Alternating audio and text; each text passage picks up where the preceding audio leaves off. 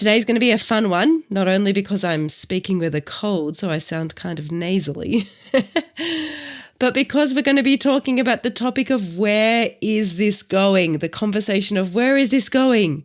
Not with me and you in this podcast, but if you're going into a relationship and you are thinking that you're wanting to have this conversation to gain some clarity, then this conversation's for you. This podcast's for you. So picture this, right? You're a 30-something-year-old woman. You've been dating a wonderful man for a couple of months. It's going really well, but you find yourself pondering that question, where is the relationship going? We've all been there, right? Like just at this point where you're really questioning things and you want to know, you want to get clarity. You want to know if you're wasting your time. I mean, hopefully you've had some sort of inklings of conversations before this and you've gained some clarity before, but you've kind of reached a ceiling, kind of reached a point where you need to know more information.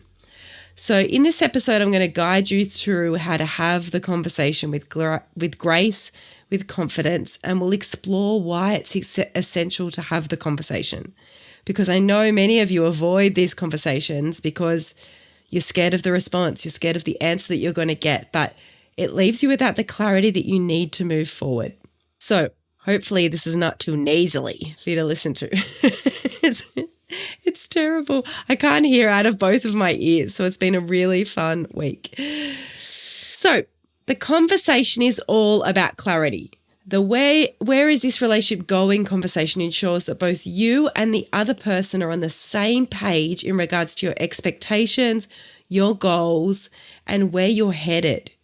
And like I said before, I would have hoped that you would have had some sort of chat about this prior to this big talk. But in case you haven't, let's make sure you're on the same page. So to have this conversation and clarify things really minimizes misunderstandings. You don't need to assume things. It reduces those potential feelings of hurt and it builds trust. So it's about understanding. The dialogue creates this. It allows both individuals to comprehend each other's needs, desires, strengthening that connection and creating that roadmap for the relationship's future so that you can get on the same page. It's like having a GPS for your love life, right? Know where you're headed together so that you don't have to worry about this. So even if you're getting the vibe that someone special might be on the same page as you, it can still be really nerve-wracking to have this conversation and bring up the, where is this relationship going? But trust me, it's an essential chat, especially if you're starting to catch some serious feelings. You're really into this person. You've got genuine emotions. You're invested in someone. Having the talk is always going to be the right move because it helps you dodge that heartache that's to come, if it's to come down the road. It lets you know where you stand. It's really important to know where you stand. So here's the deal. If you have a hunch that your love interest might want the same things of you, or you've been dreaming about a future together, please don't be afraid to ask the big questions. It's I really think of it as like relationship insurance. By having this conversation, you're essentially saying, hey, I'm into this. Are you into this too? What are you thinking for the future? So by having this conversation, you're essentially saying, hey, I'm into you. Are you into this too? Where is this headed? What's happening? What are your thoughts? And I'm a big believer in having this talk. A lot of people that I work with, especially women, are hesitant to have this conversation because they don't want to be too pushy or forward, or they're worried about the answer that's going to come from having the conversation. But here's the thing. If you're in the market for a real deal relationship, knowing sooner rather than later whether the person is on the same page as you is a game changer. Plus, it's better to know if they're looking for some casual fun before your heart gets too hurt.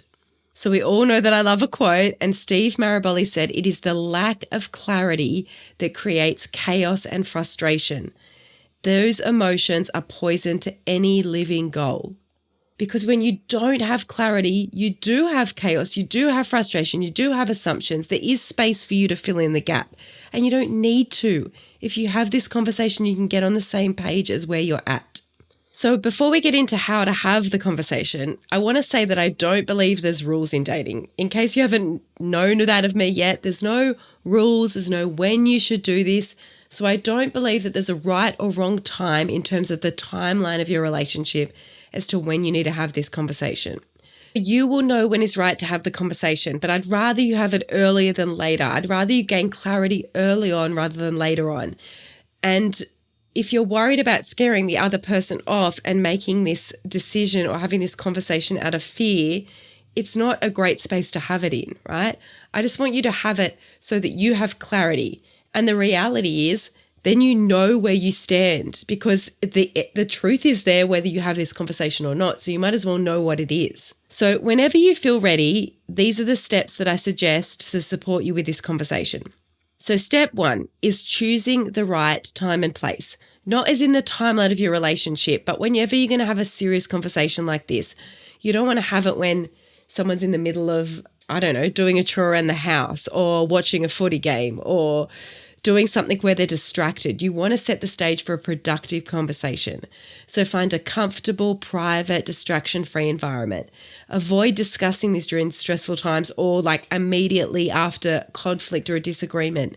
You know, just because you've had the conflict, you don't want to bring up and go, well, where is this going? Because it's not really going to get you anywhere, right? You want to have it when it's not a conflict space, where you're able to have a really productive conversation. After you've picked that perfect setting, I want you to express your feelings. So start by sharing emotionally where you're at and share openly. Like tell your partner you've enjoyed the time together and you want to talk about where it's headed. Be genuine about where you are from the start. And I get that that's scary being the first one to put your feelings out there, but someone has to go first, right? Then ask for your partner's perspective. So encourage them to share their thoughts, their feelings, their visions for the future. This is a two-way street. And if you need to know where they're headed, we need to get their input as to where they think this is headed. Step 4 is to be open and non-judgmental. And when your partner speaks, just listen. Listen without interrupting or getting defensive. It's about understanding. So you're going to listen to understand their perspective. You don't need to convince them to be in a relationship with you.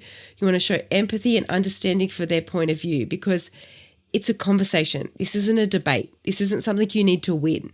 This is just about understanding where you're both at and are you on the same page. And then the next step is to share your expectations.